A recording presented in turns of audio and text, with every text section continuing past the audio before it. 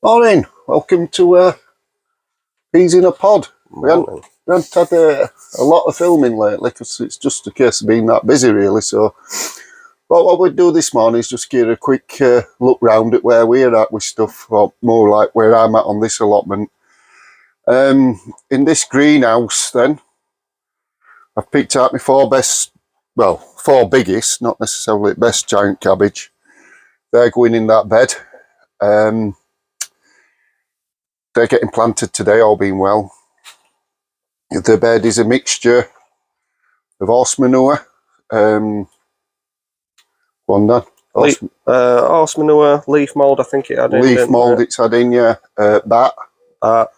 Did it have some? 2 bags of clover gold, some topsoil. That's the bacteria-driven bed. What I've been doing with that is sort of once a week, I've just been watering bare soil with some biolift. Yeah. Because I put roughly about 500 worms in there. It's absolutely full of worms. Yeah. And I've also sent off this morning to Dragonfly for some biocontrol of whitefly, because whitefly is going to be my biggest worry in here. Yeah. So I've sent for the cold control, which eats whitefly eggs and the larvae stage. Then there is a parasitic wasp for the whitefly as well, and Corsia famosa, if anybody wants to look for it. But I won't order that, start using that till probably middle of next month into June, because it needs it a bit warmer. Yeah. So both of them will be, they'll be getting incorporated. Like I said, these are bacteria driven. So basically that means I'm trying to build up all the enzymes and bacteria in the soil, as opposed to giving them a lot of fertilizers. Yeah. So it's things like, it'll be BioLift and BioStim, what mainly they get. They'll be on that when it's all set up. Everything's a mess at the moment because it's not time of year that allotments look nice. It's time of year when we're just trying to protect everything. They all get rammed in a greenhouse and try and keep frost off them. That bell, to make it more manageable, that's getting cut down by half. And then the sepals will go down the back of that bed, round the end cabbage and back up, and that's how they'll be watered. And like I say, it'll just be straight, it'll be rainwater. There'll be no artificial feeds on the cabbages, just to see how they go on, and hopefully we'll have some at Harrogate and Malvern and Rotherham. Be an interesting one. This side of the bed, which is a mess, I've just been, again, because of the whitefly, it's not a neat job. I've been putting some Enviromesh over at windows, so I can have windows open. I'll do the same with door, get some air in during the day, because we're having to open up every morning and come and close up at night now. Yeah, but to try and stop that whitefly and other pests and things getting in. And the giant kohlrabies, they're going in this side at bed. Yeah, which is them. Same again, bacteria driven. This bed does need topping up, but it needs a probably go with some bat, super bat, topsoil, and perhaps clover gold. Yeah. Mixture of them three in here.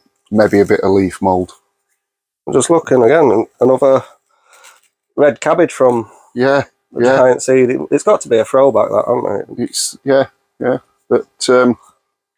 but these 3 cabbages what I spare, and then I've got some what you'll see in other greenhouse of Medwins. They'll go outside under covers. Yeah, I just want to try it in here because just see if I can keep them cleaner.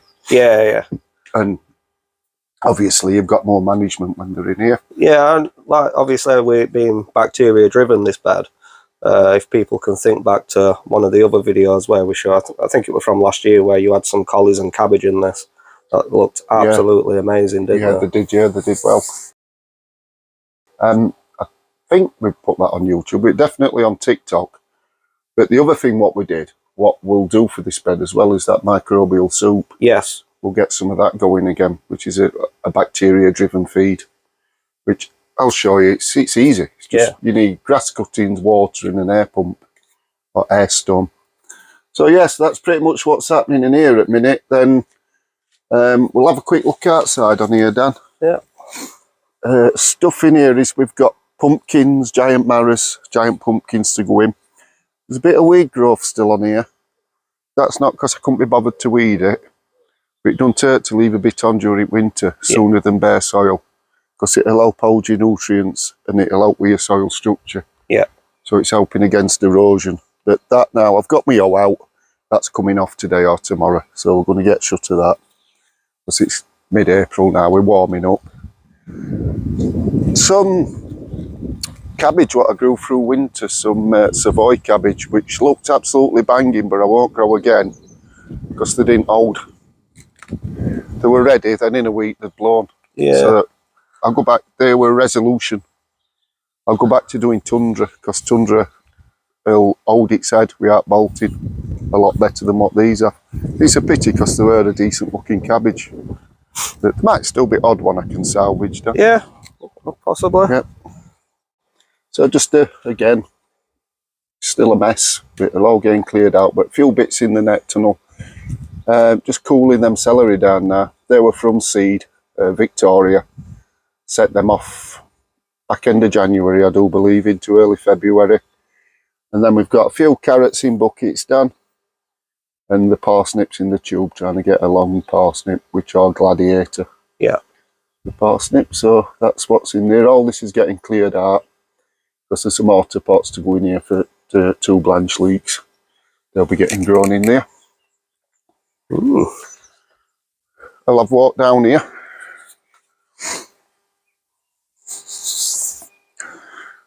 In here we've got shallots.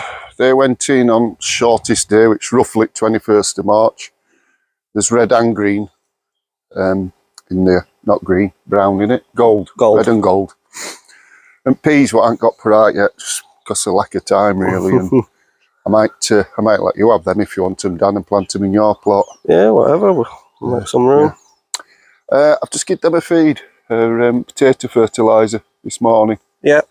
No shit, it's 8, 10, 10. So it's not a bad feed for them. Other veg-wise, we've got the Ventos. They're the 250 gram table onion or show onion. Again, you can see the fertiliser on the top there. They've just been planted this morning then, before we started filming. Will you be covering these up or? No. I was saying to Peter who were on earlier, I didn't cover them last year and I said, I'm getting where I'm fed up of covering everything. I want to see stuff grow a bit. Yeah. And like, you can't avoid it with brassicas. If you don't cover your brassicas up on here, pigeons will have them. Yeah. But I'm going to take gamble with these with anything else. I think if I grow them strong, they'll be fine. They'll be okay.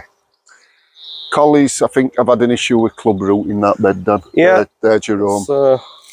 Yeah, they do look a bit small, don't they? They're not... They're being fed, they're being weeded. Yeah, there's odd one. There's the odd cauliflower, but you can see how small they are. Yeah. Because these other year, these were like dustbin lids, weren't they? And we grew them. Yeah. So, yeah. And then most of the other stuff out here, it's a case of getting it weeded and getting it prepped and ready for planting. The old double-headed onions. Yeah, have a look at them. Like I say, not every egg's a bird. And that's, these were for heavyweights, and as you can see, it's got 3, that split, one. Yeah. That's too much feed. Yeah. Either me giving them too much feed or too rich a compost at that juvenile stage. These things happen. It's all part of the fun of it, isn't it? It is. Right, so this is the Swinger Cat greenhouse.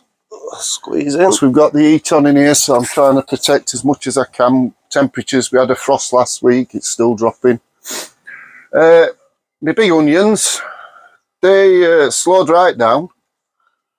But now, I think they've got the roots into this Cannaterra Pro compost they're in. Yeah. With a bit of bat on top. They've got the roots going into that and they're starting to move again.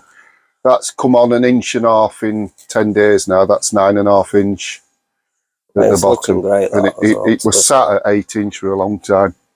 And they're all... Pretty much. Yeah, they're all round about 8.5 to 9 now. Yeah. Up on the shelf we rammed. Absolutely rammed. Right, what we got then, Dan? We've got some loafers. These are all potted up yesterday. Most of everything on here.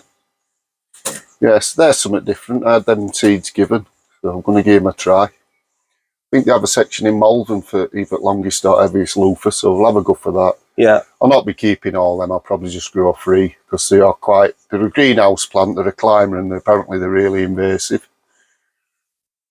Rosella, red cabbage. We've set some of them off. I'll be doing another sowing of them.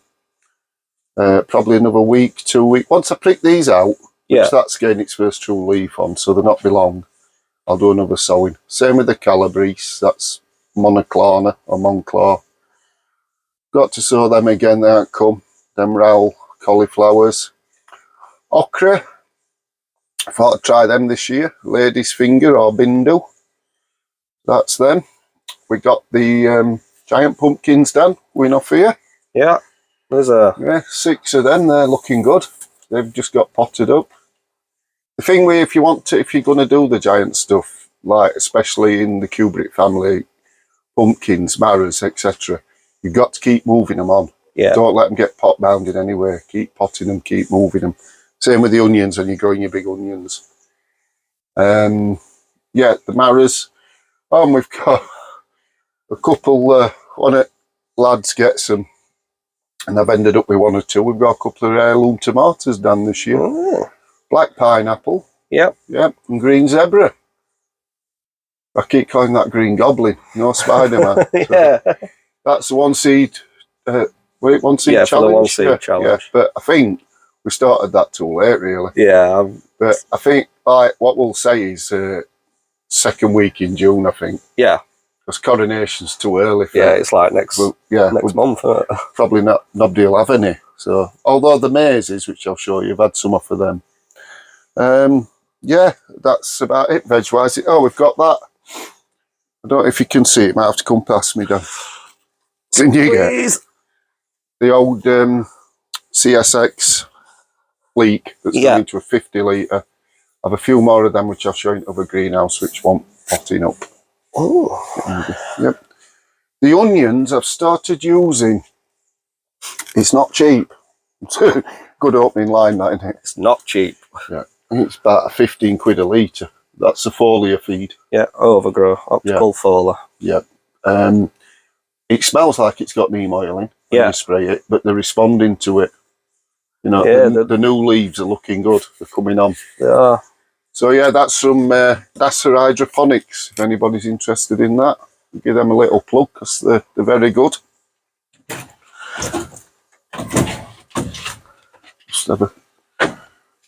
Just a little enviromesh door I knocked up just so I can leave my greenhouse door open during the day and hopefully not get any cats or anything. Or the dreaded whitefly going in. Yeah. Let's have another look at another overstocked greenhouse done. Yeah, the tomatoes then. The compost challenges with their indifferent composts. They're all pretty much neck and neck, I'd say, at the moment. I've had first lot of cuttings off these. One of the lads had lost some tomatoes, so I've rooted them and let him have them. Yeah. Looks like there's another lot coming. Yeah. These are getting watered twice a week now, and they have been fed. They're being fed with seaweed. Yeah.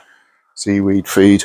I think one of the things I can notice just by looking at a minute is obviously the coir. Yeah. Obviously, it's a lot thinner stem on it. Yeah. Which is, like you say, just because of the nutrients. That grow bag's come on well. Which one's the grow bag? The M1. I think it's the grow bag, isn't it? Yeah, the grow bag. Where's the little one? There. It's not a bad plant, really. Yeah. I've seen worse tomatoes. So they've all got first truss on as well now. So probably next week or 2, I'll get these get this area cleared out, get them into the 35 litre pots, the final pots. Yeah. And we'll see how we go on then. I think what we'll have to do for part of that challenge is perhaps keep a weight of what tomatoes we get off each plant. Because at the end of the day, that's what you're going in for, isn't it? Yeah. That's the main outcome, which crop's best. Up here then, a few of them giant radish, what are in double pots, because I'm trying not to disturb the main taproot before I get them planted out. I've got 2 out into barrels already. I've coiled middle out, sand, caught the middle out with a 9-inch pipe, filled it with compost and planted them. Yeah. I need to look next year at getting a bed done for them because it's too many barrels to grow. yeah. You know, you want to be growing a dozen, I'd say, to give yourself a chance, and a dozen barrels, and it's a bit extreme for that. 2 Pendle Blanche leeks, they've got the first collar on. They'll be getting ready for the next collar soon. They're going into auto pots, which I mentioned. That's the 2 that are going into the net tunnel. 2 more of the pot leeks, they're dropping back nice as well now. What do I mean by that? Is that the flags are dropping back. Yeah. Because you don't want a long... No, you want them. Yeah, I think it's 5 inch, 5.5 inch. Those potatoes what I chitted on YouTube with the heavyweights done. Yes. That's them 4 there. They got potted up yesterday from the 9 centimetres. Absolutely ran with roots it were as well. Yeah. Don't fall off at step down. Medwin's cabbages.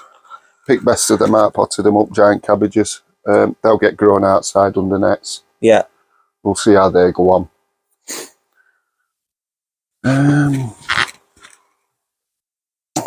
Potatoes are in there, chitted. They need planting. Again, that's a time thing. So we'll get them done. I think that's where we're at, damn with veg at minute. Yeah, that's it, isn't it? There's not much more. Just... At home, I've got in propagator at minute, but I won't bring them down here yet. So I've got heavy cucumbers, long cucumbers, they're through. Giant aubergines or heavy weight aubergines and peppers. Yeah. I think that's where we're at, Dan. Yeah. I think that's it for a minute. It's about there. Yeah. We'll try and get back on next week. I'll get them autopots sorted out, and we'll go through how you set them up and put them on if they might find that of interest.